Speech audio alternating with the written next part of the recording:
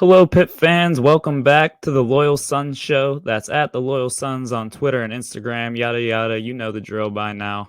On today's episode, we don't have any guests for you, and we're actually missing one of our co hosts. That's why David's not giving the intro to you. But that doesn't make it any less important.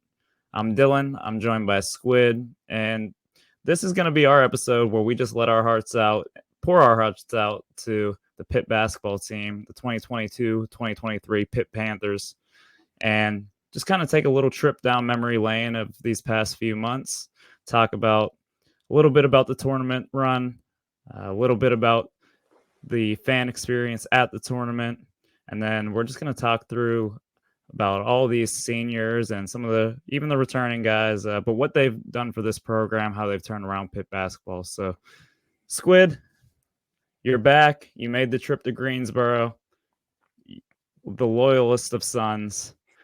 David's missing today. He's out in San Diego for a work trip.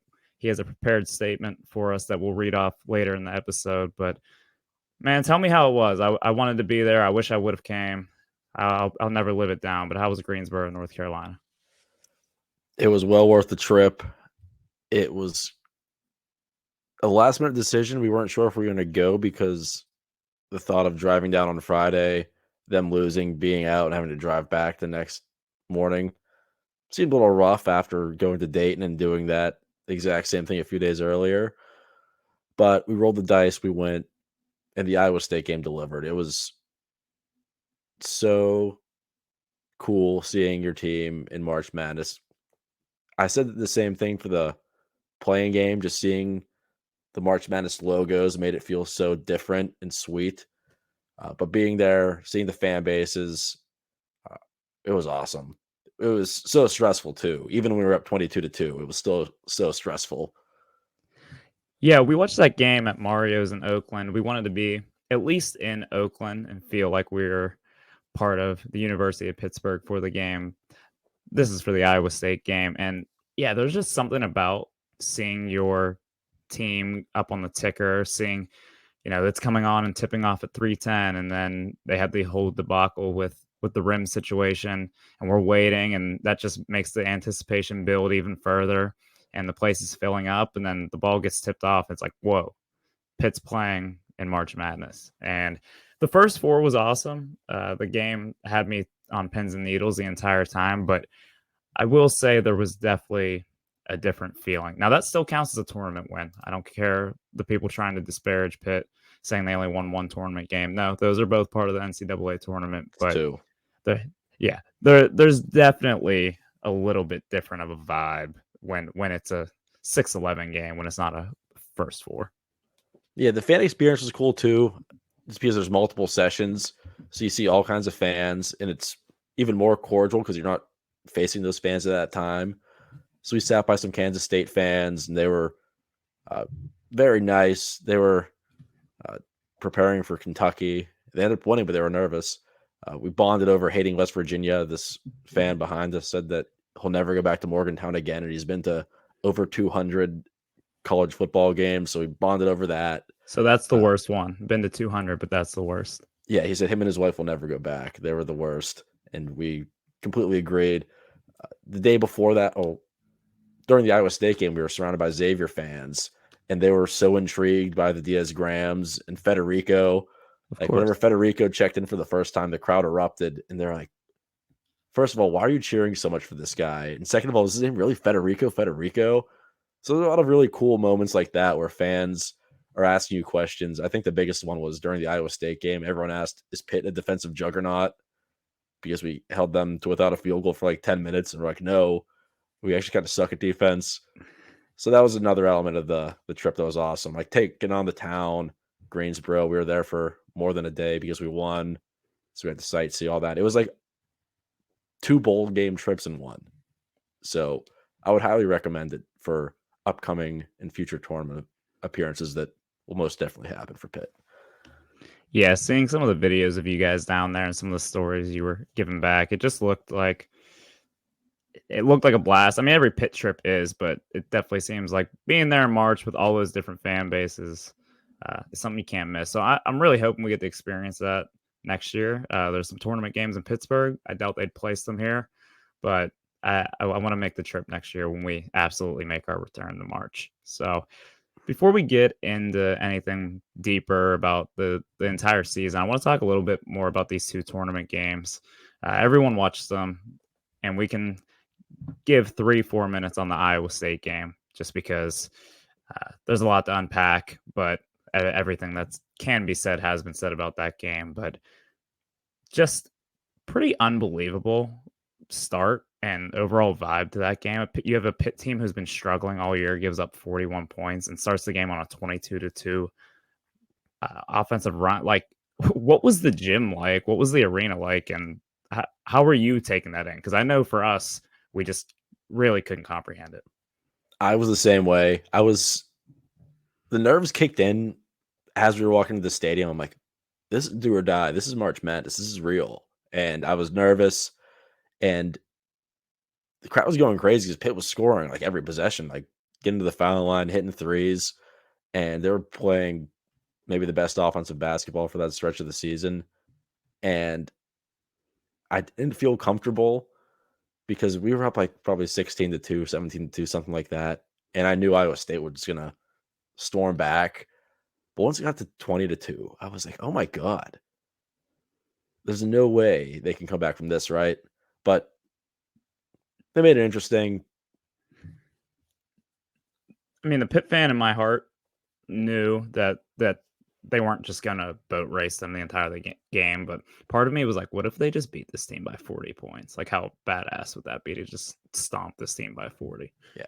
Pretty quickly, those thoughts went away. Everyone has the fear of blowing the lead in the back of their mind because that's just college basketball. But shortly after that, everyone knew Pitt is the better team today. Iowa State can't make anything, and it wasn't in jeopardy at all. So it was awesome. The Pitt fans were loving it. There was a good group of Pitt fans in attendance.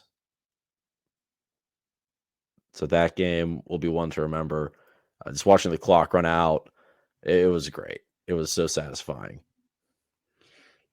Yeah.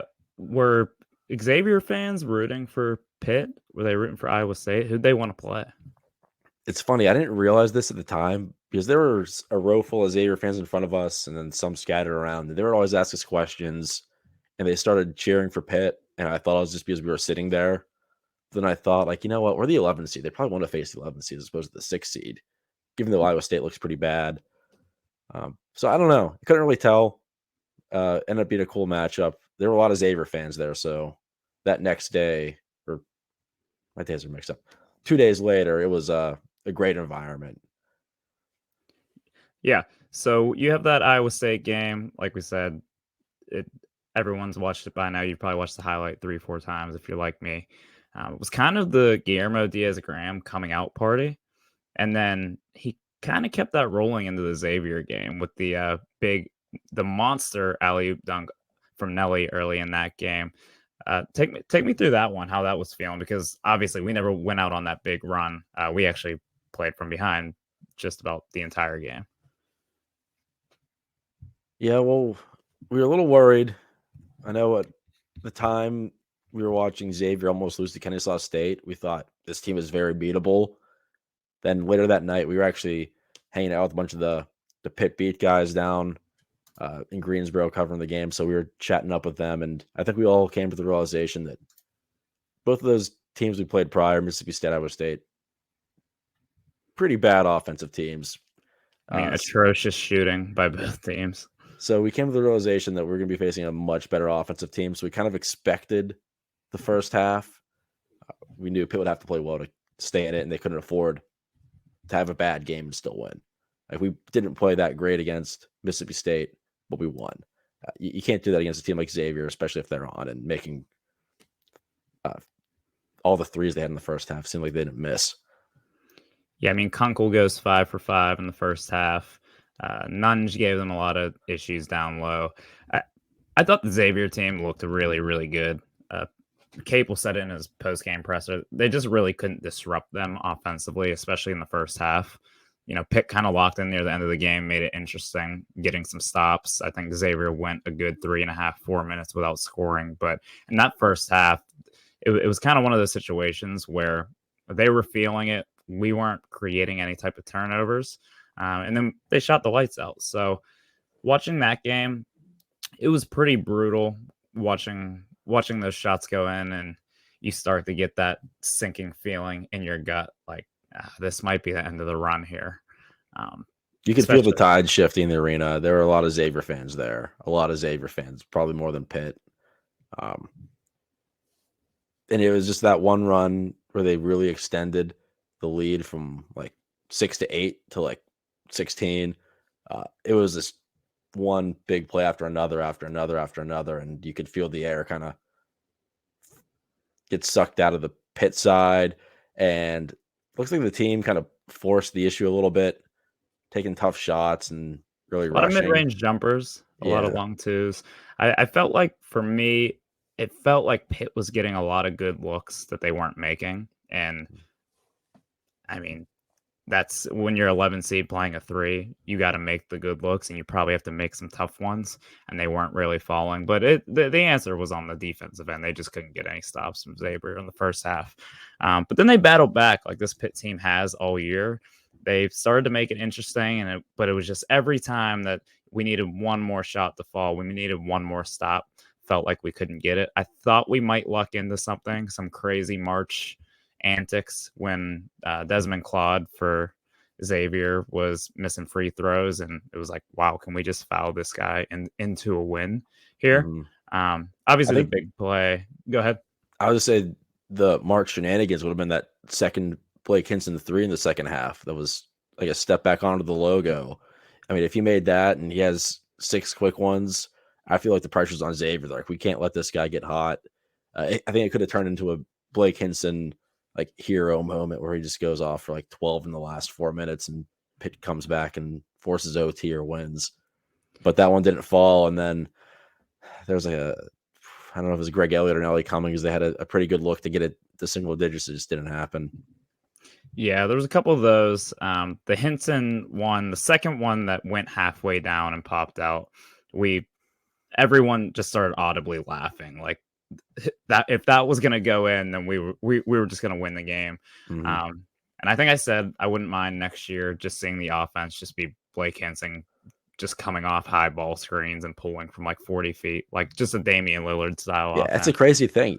I don't have the numbers on this, but I feel like he makes all those threes. There's Yeah, very rarely any occasions where he takes a deep three, misses it, and you're like, wow, that was a dumb shot. You just never have that thought cross your mind because you feel like it never happens. yeah. I'm hoping we can find some advanced metrics on Hinson from like 30 plus feet. He's probably shooting like well over 50%. And he even had a couple buckets in that game. And I don't want to look ahead to next year. It's still March, and we've got a long time till we can play hoops again. But like the turnaround jumper on the baseline over 2 guys was like Kobe Bryant esque. And then there were a couple plays where he got to the rim, and it's like he hasn't done this in 3 months. Like what has gotten into him? I think if he drops, and I get some heat for this saying he needs to drop some lb, but I think if he can drop 10 to 15 pounds, we're looking at a guy who can maybe average 20 a game in the ACC next year. I mean, let him be a little more agile, running off of screens, catching and shooting. A lot of the stuff is those high horn sets where he just kind of has to pop out, and instead of maybe having to shoot 30 footers, maybe being able to come a little tighter off of screens, he can shoot them a little closer to the 3-point line. They'll be like layups to him. But Hinson started to show the full package.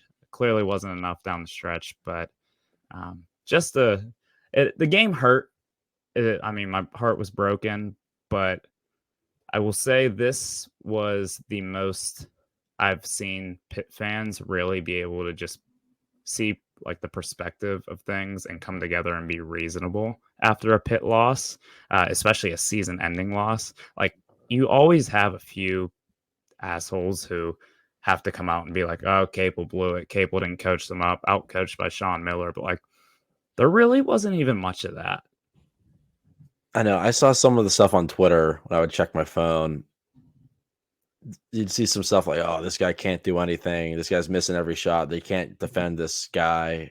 And I'd be like, you know what? Xavier's the better team today. They're probably the better team all year. And it's as simple as that. I didn't get frustrated like, we blew this. This is a disaster. Yes, would have loved the season to go on. We'd probably be looking at flights to Kansas City right now. You probably wouldn't have survived a trip to Kansas City, so it might be better for you. Yeah, they made the decision easy for me. I don't know. I don't know how I would have survived that one. Thankfully, there's a little bit more of a break between, but still. Yeah, and I'm talking even more so like after the game, like the reaction from Mhm. Pitt fans was usually when Pitt would lose in March, it's like, all right, we need to make some Fire Dixon. changes. Yeah, fire Dixon, can't make it past the Sweet 16, can't lose in the round of 32. This is a joke. It felt like the entire Pitt community finally came together for once and was like, okay, we can sit back and look at where this team was in November and what we had expectation wise for this team before the season. And we were able to just sit there and appreciate, like, wow, that was really a lot of fun. Yeah, and I think you see it in the players too, in all those press conferences with Jeff Capel and the departing seniors. They're clearly sad, but it's like a it's like graduate. Well, I guess they are graduating. It's like high school graduation. It's like, well, a lot of great things to come, but we're proud of what we did. And I Yeah. think the fan base is taking that same stance as well, which usually doesn't align. It's usually fans are mad, players are. I don't know what I'm saying. Distraught, Yeah, distraught players. yeah, Yeah. I think the players, the overall sentiment that those seniors gave, and I think that everyone would agree with them, is that they left Pitt in a better place than it was. And we're gonna talk when we do our season recap. We're gonna go through individual guys and talk about kind of what they meant to the program and to this team. But I think JB summed it up the best. We left Pitt in a better place than we found it, and that's all you can really ask. Just an incredible group of seniors. Incredible job by Coach Cable bringing these guys together. A season that very well could have went south in November after a 1-3 start, and they rallied. They went on a run, had a chance to win the ACC regular season title. That didn't come through. Then they take an ass whooping from Duke in the ACC tournament, and you know what? Thank you to the committee for still putting Pitt in, because that would have been just a horrible way for these seniors to go out, and their legacy would have been, oh, that's the team that blew it down the stretch. Like they had a chance to do something special. I don't even want to Thank think about that alternate reality. I don't either, and I'm just glad it didn't happen Maybe we're like because in the semifinals of the NIT right now. yeah, and everyone will be like, "Who cares? It's the NIT. We didn't make it back to the dance, but they did make it back. They got in. They made some noise, pulled a 11-6 upset, and they can hold their heads high, because that was about as fun as I've had following a Pitt team, Pitt basketball. I mean, obviously the championship ACC run in football with Kenny's Heisman race. I mean, that'll be hard to top in my lifetime. The 08-09 Blair Fields Young team, that'll be tough to top. But in terms of just enjoying a team to follow in that ride, this is right up there with those. I cannot remember the last time there's been this much optimism after a Pitt basketball season. Yeah. Like even the years after they would like they had some talent towards the end of the Dixon years, like, but they'd have a first round exit. The whole offseason was Dixon's got to get over the hump, or he's got to go, or this guy isn't good enough. It was always very critical and on edge. It was never, well, next year's the year. There was very little of that. This year, there's a lot of optimism. We're in a good spot for a change. And I think the entire fan base is excited for what's to come. And nobody is saying fire Jeff Capel. I wouldn't say nobody. There's a few Twitter trolls out there, but Well, they don't they, count as people. they don't count, and they know they can't fire him right now. But yeah, just an awesome run. March Madness is great. Once again, best sporting weekend of the year. Almost, I mean, it's the best weekend of the year. Damn near. This is like my Christmas, and I'm sad Pitt's portion of it's over, but I'm excited that we have hope that they'll be back. Yeah, it was definitely the best weekend of the year. We saw Friday March Madness slate. Actually, Saturday was St. Patrick's Day in Greensboro, so we got to experience that, and then another day of awesome college basketball. Even though Pitt ended on a loss, I had a few people at work today say, "Yeah, tough loss for Pitt." It's like, yeah, we won one. It was a great year. I'm not gonna sulk in sorrow about losing to a 3 seed. So I'm glad we're where we're at. 100%. Well, we're going to take a quick break. And then when we come back, we're going to do our year in review of this basketball season. We're going to go through talking each player, and that's how we'll take this thing out. So we'll be back after these ads. Hey, Panther Nation.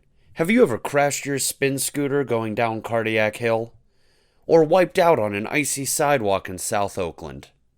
Have you ever been hit by a bus crossing Forbes Avenue? Well, you may not have to pay that hospital bill on your own. If you're hurt in an accident, pick up the phone and call Guido at Guerrera Law. Guido Guerrera is a University of Pittsburgh Law School grad, Pitt football superfan, and experienced personal injury attorney who's licensed in Pennsylvania and Ohio. And it is 100% free to call him for consultation on your personal injury case. So the next time you get rear-ended in Oakland rush hour traffic, or if you fall down the stairs at Peters, call Guido. All joking aside, Oakland and the world can be a very dangerous place. If you need legal help, talk to Guido. He'll treat you like a fellow Pitt fan and never like a number. 412-229-7757 is the number to call. That's 412-229-7757 to call Guido. You can also contact Guerrera Law at guerreralaw.com. That's Gurrera. Call Guido today.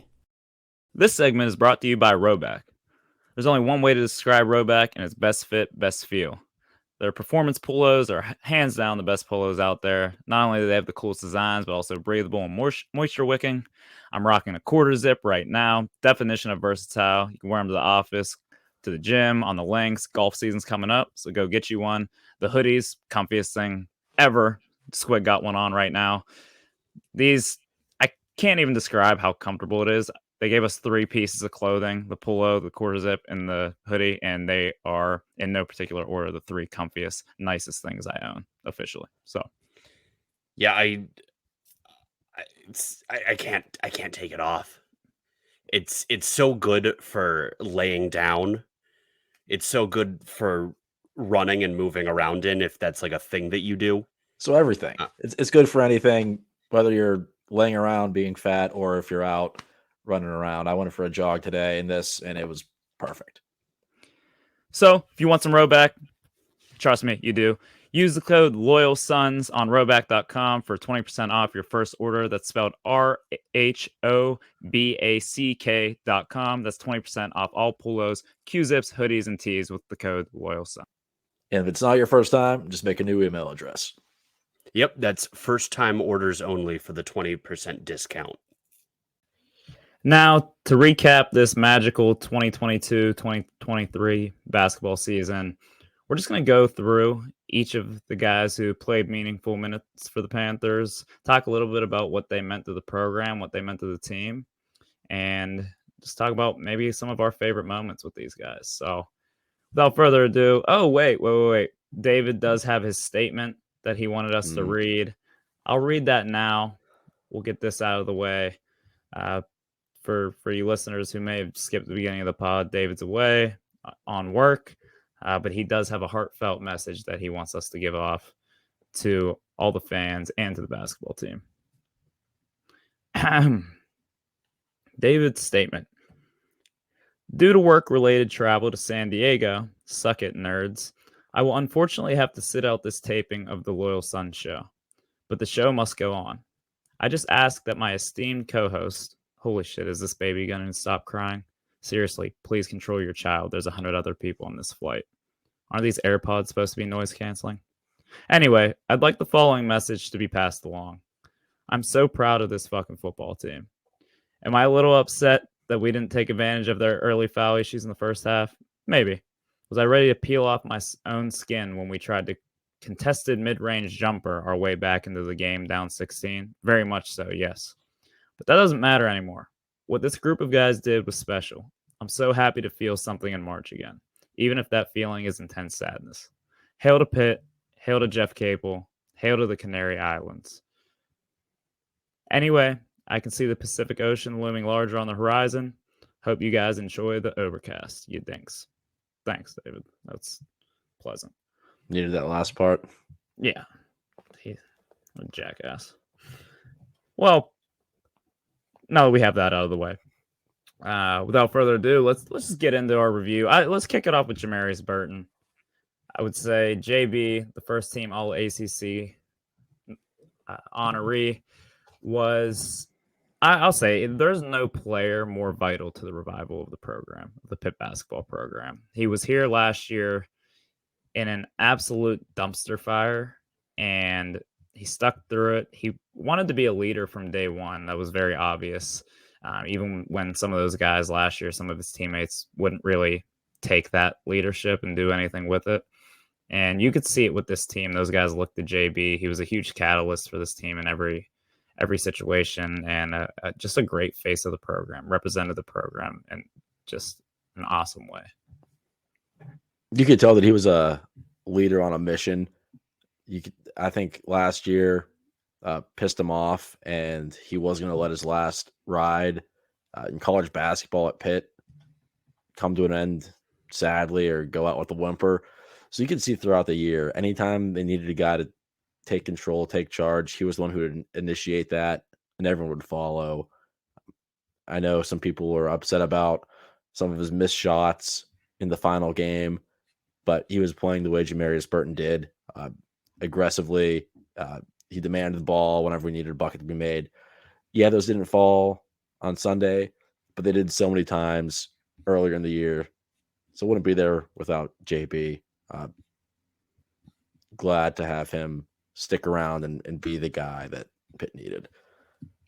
Yeah, he had a wild college career. I mean, he goes to Wichita State and starts 28 games as a freshman, averaging 6 a game, then averages 10 a game as a sophomore. Transfers to Texas Tech, only starts 4 games, averages 4 points a game, 19 minutes a game, so really takes a back seat. And then comes to Pitt, probably looking to be a part of a rebuild. He has to understand that, but wants to play a bigger role. And by the end of that season, he's playing with just a depleted roster. One of his backcourt mates is a former walk-on that, all respect to, he probably shouldn't have been playing major ACC minutes, but that JB never really wavered. So to see the payoff for him this year, it was pretty awesome. Pretty awesome. Yeah, I think the epitome of Jamarius Burton's career was that UNC game at Chapel Hill where we need a bucket. He demands the ball, drop a play for him, gets fouled, sinks 2 free throws in hostile territory. That's just who he was. And every team needs a guy like that, and there's not many guys like that in college basketball. So we should be very grateful for having a guy that could control a game the way he did. Yeah, I mean, there's a lot of signature moments for JB. I mean, even looking back to last year, there was some early signs that he could be that type of guy. I don't know how well you remember, but Pitt played up in Brooklyn against St. John's, and JB had a winner at the buzzer. And that was still early in the season, so it felt like there still might be some hope for that team. Obviously, the rest of the season didn't play out that well, but I look at this season, some of the signature moments he had. You said the game at Chapel Hill, but what about the game at the Pitt when he goes 14 of 17 from the field, drops 31 points? I mean, I think that game, that was the game that it was the same day of the Sun Bowl. We were like, oh, Pitt's back. I think that was the first real moment of the season where we could look at and be like, no, this is a very good team. And we also thought UNC was a lot better at that point of the season, but that was another moment where JB stepped up, and it was like, oh, this guy is very much one of the best players in the ACC. You know how clutch he was? We didn't even mention his playing game winner. That was the other one I had down here. I was going to get to it. Yeah, it got mentioned fourth, but it was maybe the most meaningful shot of his career. I mean, if we're talking signature moment, that's a guy. Once again, we talked about how odd of a career he had. He was in foul trouble the entire game. What's he play? 19 minutes in a first 4 game. Can't ever get any type of rhythm. Bunch of ticky-tack fouls that he takes. sitting on the bench with 4 fouls, and then end of the game, Pitt's down 1. Season's on the line. If JB doesn't make that shot, Pitt most likely loses the game. I mean, Mississippi State was so bad at shooting, they might have bricked 2 free throws and gave us another chance. But realistically, like, the shot doesn't go and Pitt's season ends right there in Dayton. And there was no one else you'd want the ball in their hands at any point. There other guys stepped up big throughout the season, but it was very clear. And I think Blake Hinson said it. He's like, no, the plan was get the ball to JB, and we all knew that and knew he'd get to his spot. And same thing with the game down at Chapel Hill. With those 2 free throws, game on the line, I had no doubt JB was going to knock down those shots. So after that Mississippi State game, I think they asked him what he said was, I'm built for this. Yeah. He kept saying, I'm built for this. Doesn't matter if I'm been cold, sitting next to the assistant coaches for the last 15 minutes. I'm getting the ball, and I'm going to make this. I'm built for this. Yeah. Just an absolute awesome way for him to really be such a crucial part of that game, to be the one who sends Pitt into the round of 64. Gotta love it. Gotta love a guy who comes to Pitt, says they want to make a change, and is really a part of it. So, JB, we're thankful for you, man. That's a proud Pitt man, someone who I'll always associate with the revival of Pitt basketball. Another guy who said he was going to come to Pitt and make a change and did just that. The hometown kid, Nelly Cummings. It can't be stressed enough, I don't think, how big it was that he is like a Whitfield guy. I think that matters more than people think. He's a Lincoln Park grad, went to Bowling Green out of high school, played at Colgate, plays in 2 NCAA tournaments there, and then gets his last year an opportunity at Pitt. Shout out to Jeff Capel for giving the kid a chance. A little undersized, but he was an effective guard in the Patriot League. Comes to Pitt and struggles early, and it looks like maybe he's going to have some troubles playing at this level, but that was just some nerves. Had to, fight. I think he even says in the early part of the year he was trying to prove a little too much instead of just playing his game.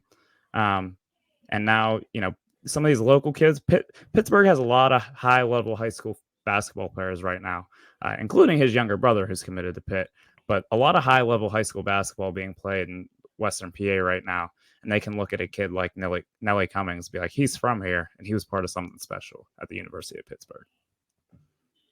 Yeah, I think it's awesome that these guys, I know I'm getting ahead here, everyone came into the season with a goal, whether it was to get more minutes, lead Pitt back to where they used to be, or get to the tournament. They all did that. They all stepped up. Greg Elliott, Nike Sabandi too. They all had amazing careers, and they all capped off in a special way. Nelly was. I said the same thing about JB, but they go hand in hand. Great backcourt mates. You need guards in college basketball. We had 2 great guards that were just great at getting the offense going. They made life easy for those shooters and the big men. So he's another guy who really didn't have to score to impact the game. JB did a good job of that, but I look at the Syracuse game where I think Nelly still had 14 points, but 13 assists? Like true point guard. That's something we hadn't had for a while. Pitt hasn't had like a true point guard that can initiate offense and know when to take over, know when to step up and make 3 straight threes if needed, or maybe he's not taking shots and he's just dishing it off for the shooters and creating open looks. So that's a guy that I think everyone knows how good he is, but they still will probably underrate how big of a loss that'll be for Pitt. Yeah, you'll look back at the stat sheet like, oh, they can replace 11 points and 4.8 assists, but Nelly brought a little more than that. Like you said, my signature moment I had written down for Nelly was those 3 straight threes at UNC. Like it was a portion of the game where Pitt just needed a guy to step up. Offense had gone cold for a little bit, and then he just bangs threes, puts Pitt right back into the game. And that ended up being, you look back at this season, and there's a lot of games where Pitt drops. They could potentially have been left out of the tournament, and that's one of them. One of the was looked at as a signature win for a while, and then UNC kind of tapered off. That could have been used against them during the selection process. And then I look at the first two tourney games, the first four and the round of 64 game, he was the leading scorer for the Panthers. And like you said, he found, especially in the first four game, I felt like he was kind of prodding through the early portion of the game, looking to get other guys involved. But it was like every time he knew we needed a bucket, Nelly went and got one. Mm-hmm. So that's, like I said, I mean, the hometown kid, he was able to get announced last in the starting lineups at the Peterson Event Center. Probably a dream come true for him. But once again, that's a guy. Thank you, Nelly, coming back to Pittsburgh, doing what you said you were going to do. And thanks for talking it up to your brother as well, because I think he's going to win a lot of games at Pitt. Next up, Greg Elliott, the grad transfer from Marquette. From day one, man, I loved his energy. I remember being at the Tennessee Martin game, and I was just laughing at Greg Elliott and Hinson because they were just like I was calling them the Bash Brothers, because like every time a play would happen, they were just like going nuts, like hyping each other up, like hyping up the Oakland Zoo. There was all of 1,000 people in the Pete that night, but they were just hyping up the zoo to no end.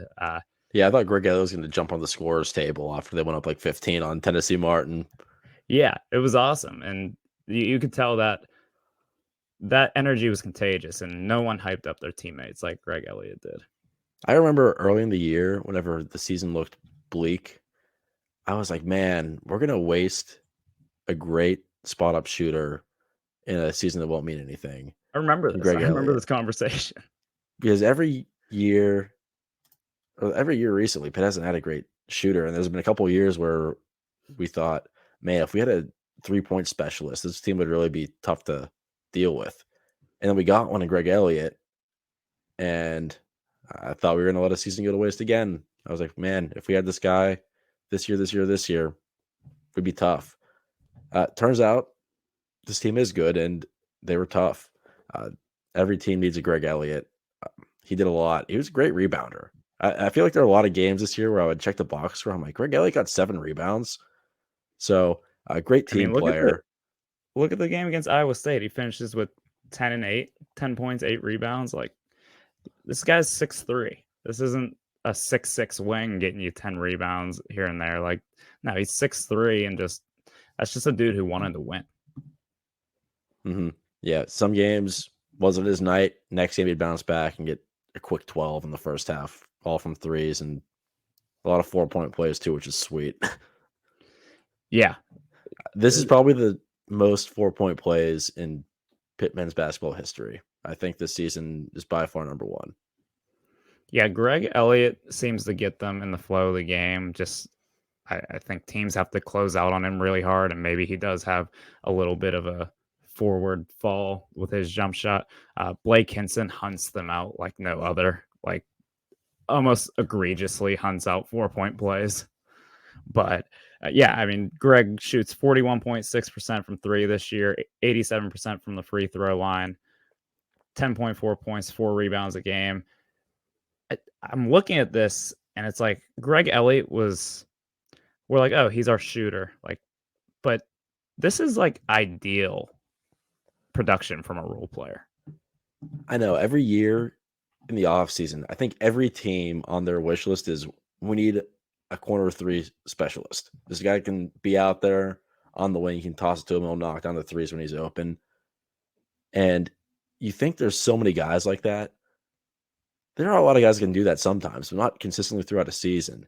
41.6% is that's legit.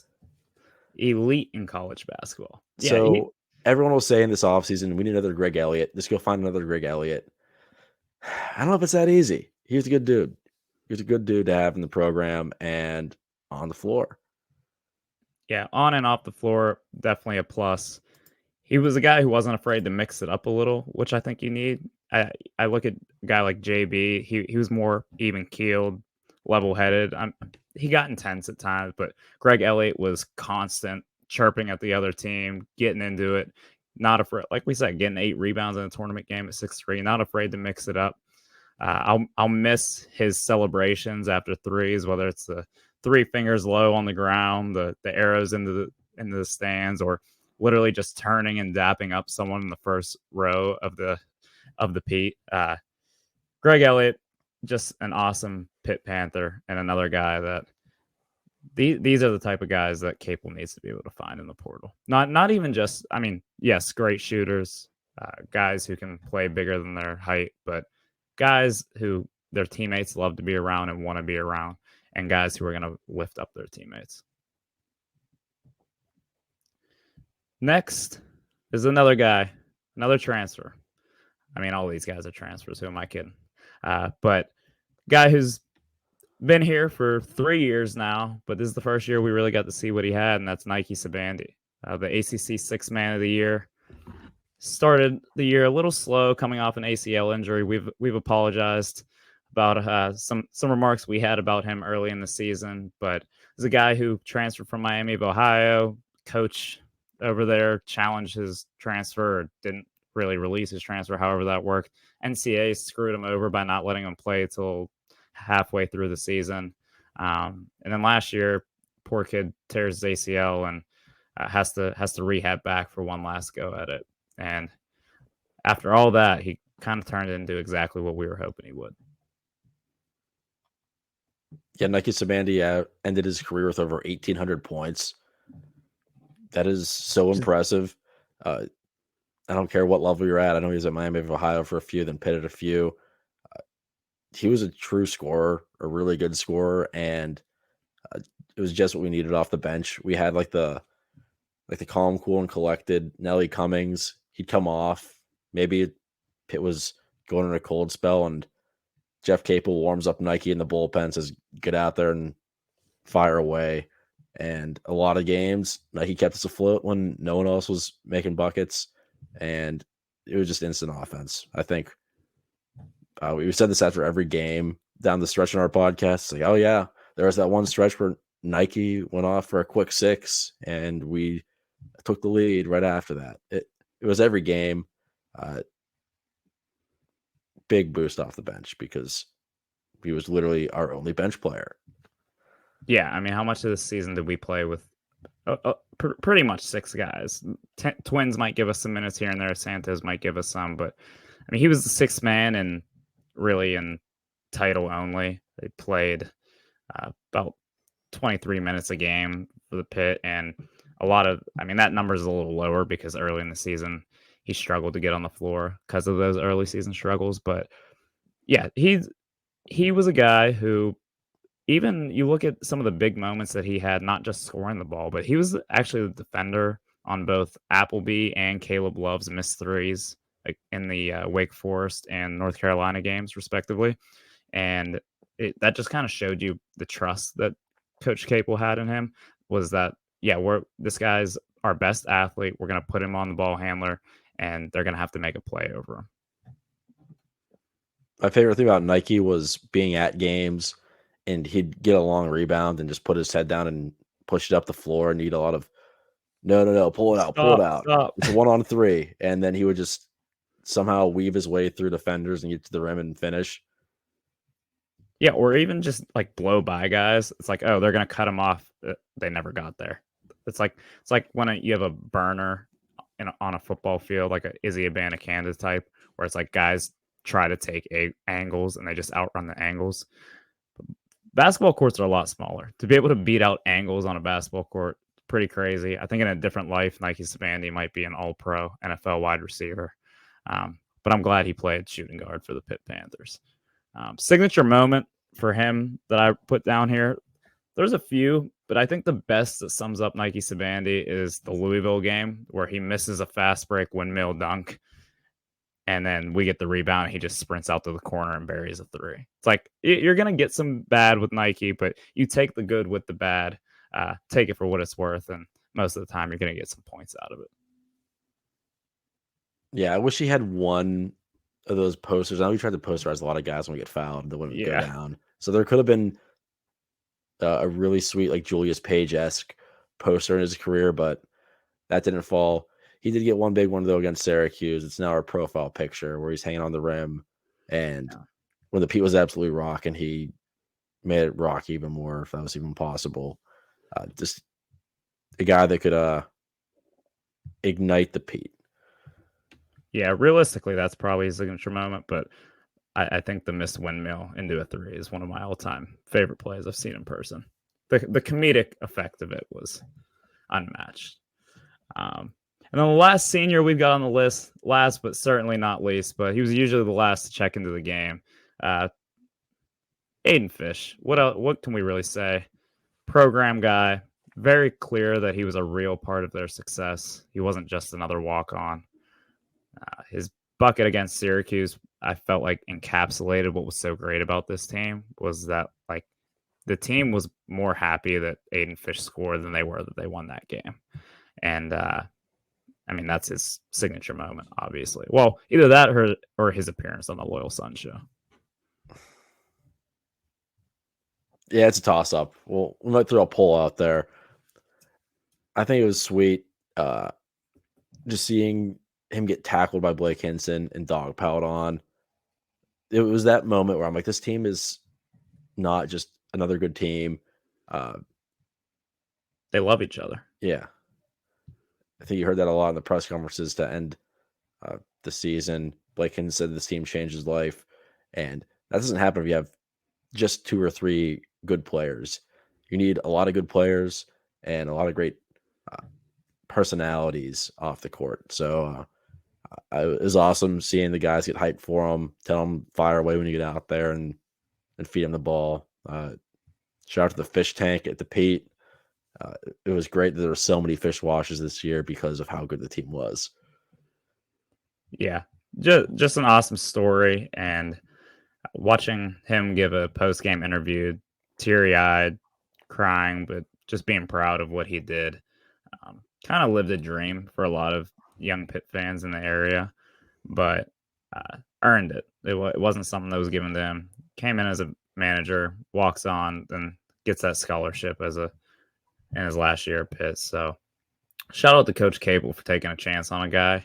And shout out to Fish for all he did, because it's not usually a very glorious thing. I mean, I know he'll have that clip of him getting the bucket against the Syracuse game forever for the rest of his life, but there was a lot of hard work that went into it before then, and stuff that isn't really going to get recognized by Pitt fans as much. But I am glad he got his moment, because it's, like I said, it's very clear that he's a really real part of the success of this team.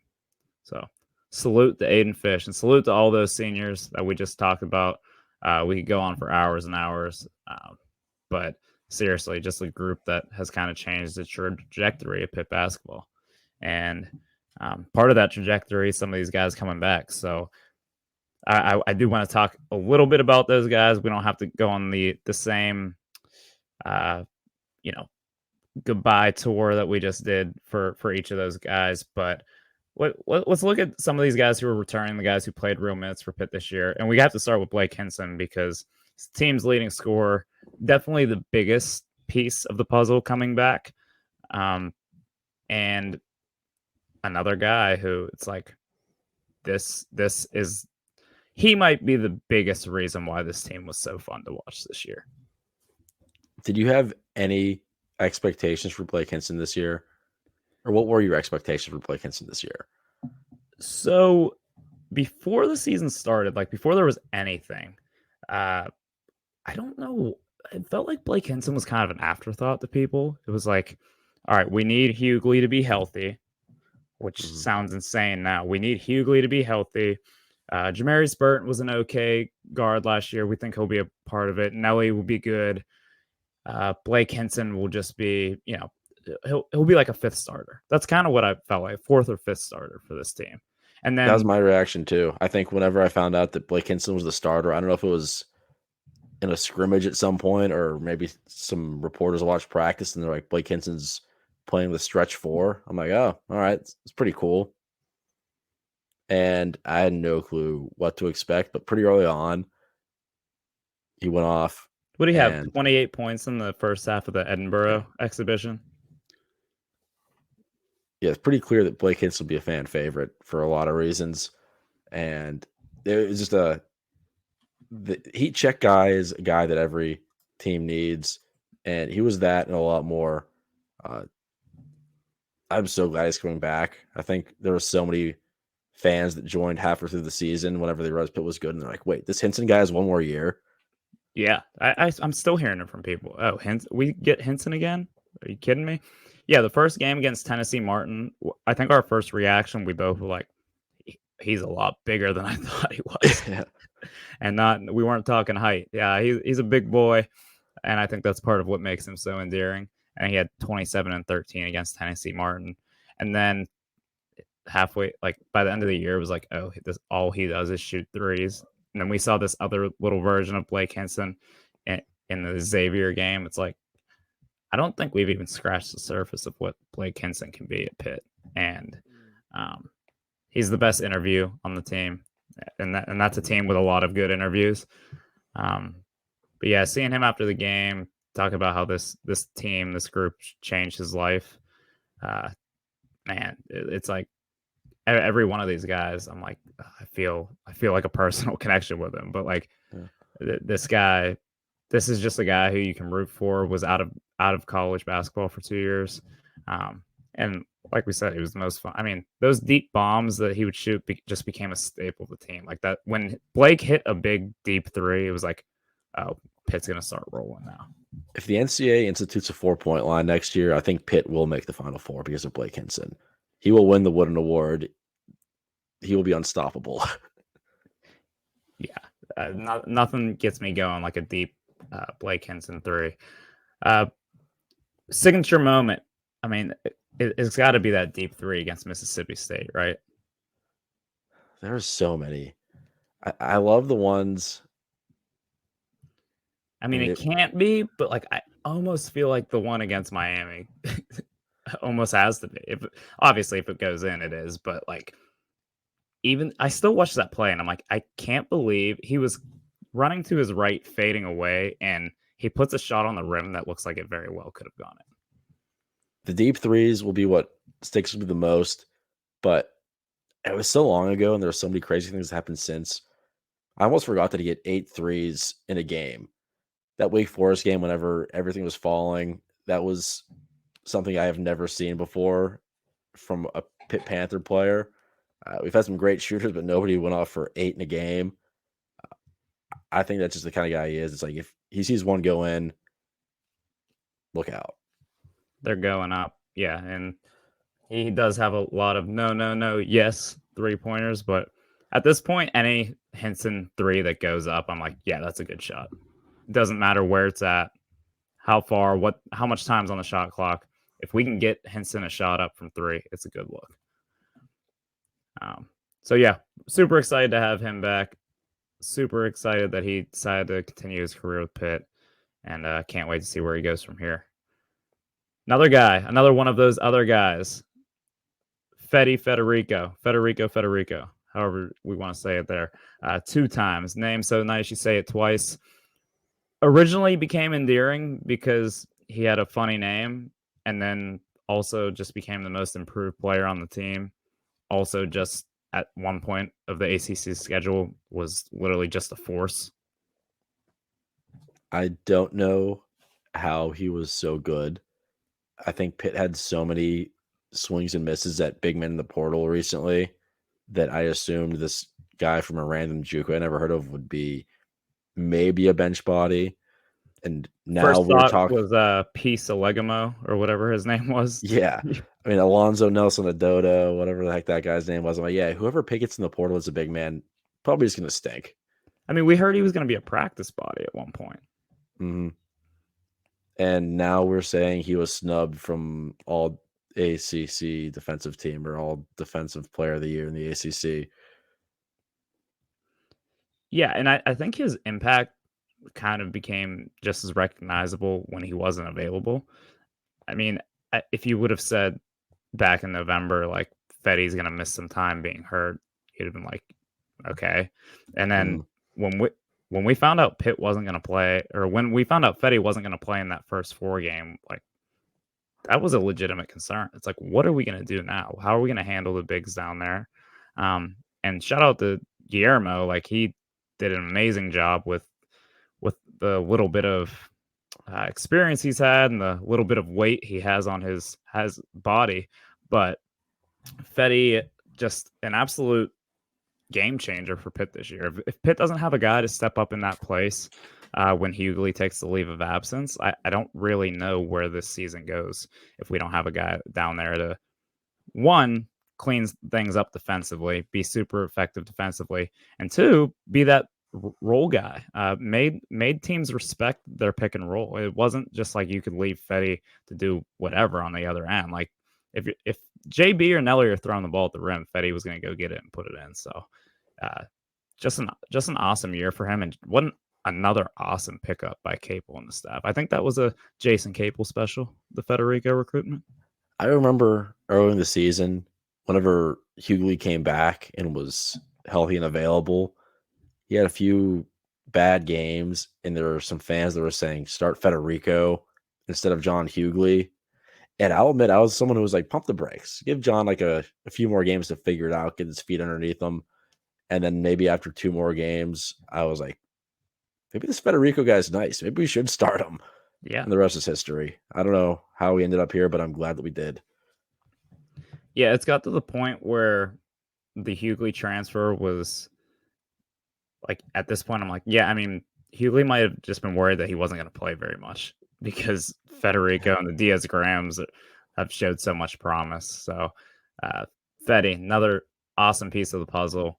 And we get a couple more years of Fetty. We don't get just one more year of him. I think he's got 2 years of eligibility left. So, and he has a younger brother right now, I think in the class of 2024, who's been playing basketball longer than him. So, you know, we had 2 Cummings play for the University of Pittsburgh. Fingers crossed, knock on wood that Biba still comes here. And then another Federico. I think those 2 would cross paths at some point. So we'll take all the guys from Helsinki, Finland we could take. I've been saying that for years. hit the Finland pipeline. All right, let's touch on Nate Santos very shortly before we get to those other guys. Nate Santos didn't play a huge role whatsoever, but he didn't play a very easy role either. Like, it's a guy who's like, yeah, you might play tonight, you might not, but you might have to give us some big minutes, and you might have to guard you might have to guard a center, even though you were recruited as a wing, and we're going to send you out there, and we need you to clean up and eat like 4 or 5 minutes on a big night, and you can't mess it up. Yeah, there were a lot of times early in the year, I guess just to save guys' legs. I mean, we were playing with 6, 7 guys, and like Burton, Elliott, Henson were playing high 30 minutes. You can't do that. You're going to run out of gas end of the season. So it was nice to have Nate out there, and he played tough. He would grab a lot of rebounds. That's what stood out to me. Ferocious rebounder. Yeah, I don't know how tall he is or what he's listed at, like 6'6", 6'7", I think, maybe. But he'd be in between bodies, grabbing boards, and just it was good to have another guy on the bench you could turn to if you needed. I know it was slim pickings this year. Yeah, he was a guy who we lost 3 scholarship players this year. That gets lost in the mix. I think we started talking about it a little bit more lately as we're like recapping the year. Jeffress out for the year. Hughley out for the year. Dior did not play. So you're left with a few bench guys and some walk-ons. So it was Nate Santos or nothing, and he was good enough to be out there. Yeah, he was a guy I really hoped could find his shooting stroke. It was a guy they recruited to be a shooter, and it just never came along. I think he went like 5 for 31 this year or something. Very low percentage, unfortunately. But he was a guy who could come in and give them some much needed size when they needed it, and athleticism against certain teams. And he played a role. Well, once again, like we said, like if Pitt drops 1 more game in the regular season, depending on what that game is, like that game might knock them out of the tournament. So everyone who played any type of minutes for this team played a role. So Nate Santos, we appreciate your limited but important contribution to this basketball team. And last but certainly not least, some guys who I think we were all excited about before the season, but didn't have much in terms of realistic expectations for. The Diaz-Graham twins, Guillermo and Jorge. for two guys who maybe didn't play a ton this year, gave meaningful minutes all year for sure, but maybe the most intriguing piece of Pitt basketball's future is the Twins, and it was kind of cool to see them break onto the national scene a little bit this week. People started to learn who those guys are outside of Pittsburgh, and I think even some people in Pittsburgh who kind of didn't want to start watching Pitt until they made the tournament. Everyone's like, who are these guys from the Canary Islands? If you have a minute, search Diaz Graham on Twitter. There's some funny tweets out there from just national reporters and things like that of like, what is happening with these two? This is crazy. It was the Iowa State game, and I said we were sitting by Xavier fans earlier, and we were kind of telling them about the team, and they're like, "So there's two of those? Those are identical twins?" We're like, yeah, and we were joking with them. We're like, "Oh yeah, they're so good. They're like the best duo in the country." And then they were just making really great plays, and I think they might have believed us that they were actually really good. I mean, they played really good down the stretch. It was something at the beginning of the year where we thought if they have to play a lot, Pitt is probably in trouble, that they have to resort to these two guys that are 7 foot, unpolished, true freshmen. Yeah, at the beginning of the year, I was like, yeah, they just aren't ready to play at this level. And maybe they weren't at the beginning of the year, but they grew a lot from early in the year until now. I remember the first time we got like a real glimpse of them was that VCU game where team wasn't playing well and Capel had to unleash the Twins. And they were playing. It was cool to see. They made some plays, but there was also a lot of bad that came with those good. And day by day, they got better. I think that game was Jorge's career high. I think he had, let me check on that. Yeah, he had 10 points that game. I don't think he surpassed that at any other point this year. But I was like, dude's just knocking down jumpers and getting to the rack at 6'11". It took a while to make it known that they could play like regular minutes. It's like, if we put them out here, we're just going to get destroyed. But they could hang. And that's all we needed at times when we had Fetty and nobody else. We told them to go out there, just go hang around, maybe make a shot, maybe deflect some shots and grab rebounds.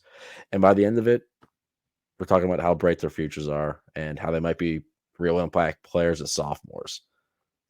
Yeah, I think Guillermo's tournament experience is going to prove to be super valuable. The Mississippi State game is like, okay, he's pretty overwhelmed, but really the number one priority was containing Tolu Smith, and he did a good job of that for the most part. And then he goes and gets 9 and 8 against Iowa State, and then 11 and 8 against Xavier. And it's like, okay, this dude's just a legitimate problem. Like, he's going to be a real problem. And everyone's favorite line is, well, they need to put weight on. They will. They're 18 years old and they're 7 foot 6'11". Pitt's going to clean them up in the strength and conditioning program. They're going to put on some pounds, and I think they're going to improve their coordination and all of that. And it's scary to think how good they can be in a couple of years. Even from the tournament alone, I can think of 3 plays. There's the block in the end of the Mississippi State game. They started off the game with a 3.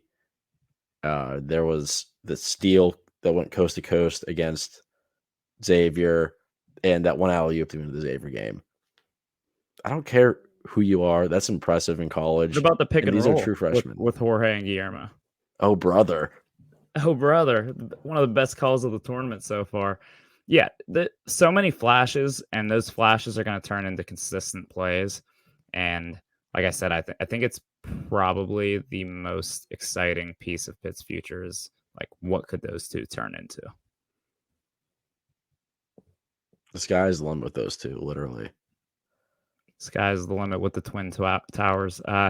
Those two, just also the most likable Pitt athletes of our lifetime. Like, there have been some awesome, great athletes at Pitt, but I think everyone just smiles, like, when they look at those two, when they give an answer at the press conference, when they hug each other on the court, like, everyone just smiles looking at those two. They're just, and I have to think that was pretty big in the locker room this year. Like, having a bad day at practice, coach getting on your ass, and then one of the Spaniards just like says something hilarious or does something hilarious, and it's just like, okay, that lightens the mood. Let's get back to work here.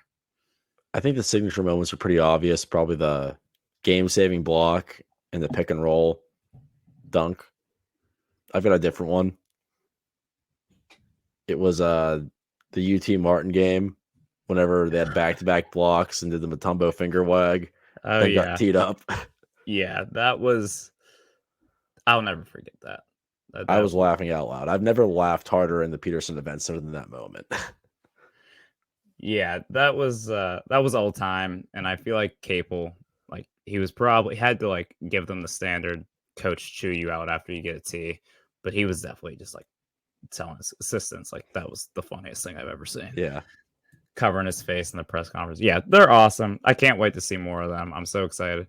One of the biggest reasons I'm excited to watch Pitt next year, and I'm kind of upset that we have to wait until November to watch them play meaningful basketball games. Might just freeze myself until then. But we do have spring practice, and then we have football, and then camp. There's some things to hold us over, but we've got a bit of a witching period in the summer. Even before that, I'm excited for the transfer portal. I think previous years it's like, hey, can we find this diamond in the rough?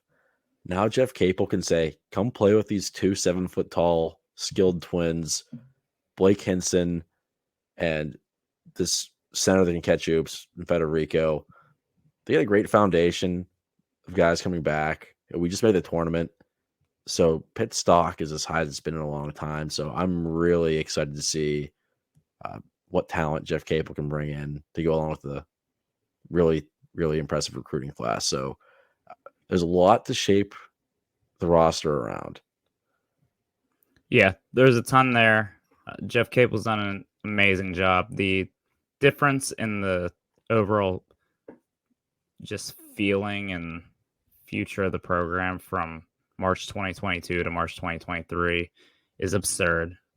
So he's a very deserving winner of the ACC Coach of the Year, and can't wait to see what he does next year. But I don't think I'm quite done soaking in this season. I'm going to go back and watch some highlights of the Diaz-Graham brothers. I'm going to watch maybe some compilations of 40-foot threes from Blake Henson. Maybe every press conference the team gave, because I'm going to miss this team. So any final thoughts you got, Squid? Basketball is awesome. College basketball is awesome. I complain about it all the time because mainly the referees and Charge you get calls. you can get some real stinker games that end like 52 to 48, like with terrible 59-41 in the tournament. Yeah, that'll happen sometimes. But when your team is good, I don't know if there's anything that beats it. Yeah, I second that. And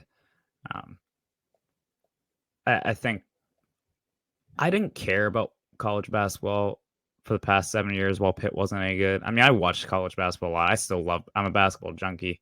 I watched a ton of games, but I've never been more into the game than I am right now. And that's part of my closing thought here is Pitt basketball is back.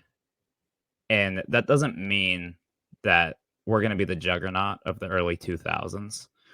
What it means is that the city cares about basketball again, and they care about Pitt basketball again. I was wondering if it might take a few years of sustained success to get back to that, but it didn't. It just took one special season and one special team. So with that being said, this is the team that brought Pitt basketball back. And is there a chance that could go away? Maybe they lay an egg next year and everyone's back to wanting Capel to go.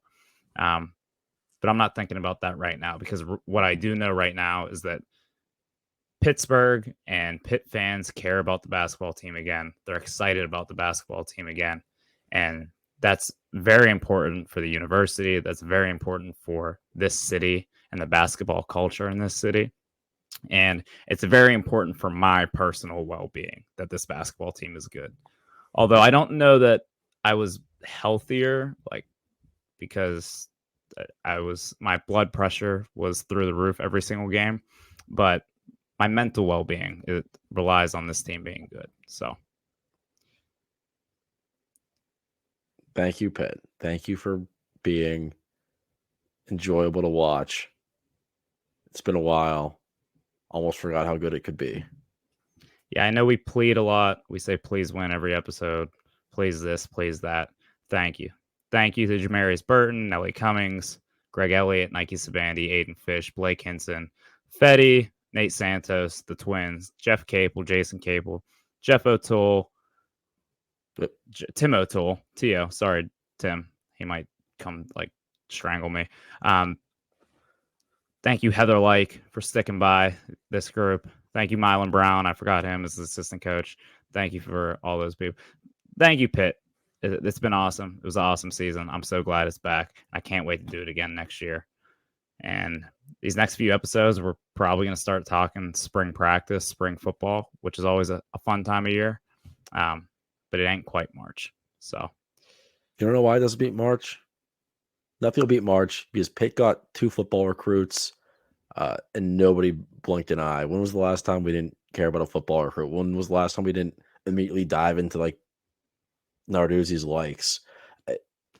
It's unmatched. I mean, there have been spring practices going on that I didn't watch one spring practice video yet. I usually watch those like 5 times to see like which player is which and who's the one making the tackle and the throw and the catch. I actually saw one. Back to it tomorrow. I saw one be tweeted out like from their first scrimmage day or whatever, and I was like, this is usually sent into our group message and literally like it's watched like a football coach watching film. Like it's analyzed like the JFK assassination. You got to get all the angles, and the Zapruder film is literally every scrimmage where it's like, who made a play? Is Derek Davis going to be the starting tailback? How many reps did Xavier get? It's like, oh, this guy got an interception. Well, who threw the pass? Yeah, we try to break down every little bit of it, but we didn't have to do that this year because Pitt basketball is back. Thank you, Pitt. Thank you to this team. Thank you to everyone who's listening to come along for the ride. Can't wait to do it again next year. And as always, hail loyal sons of Pittsburgh.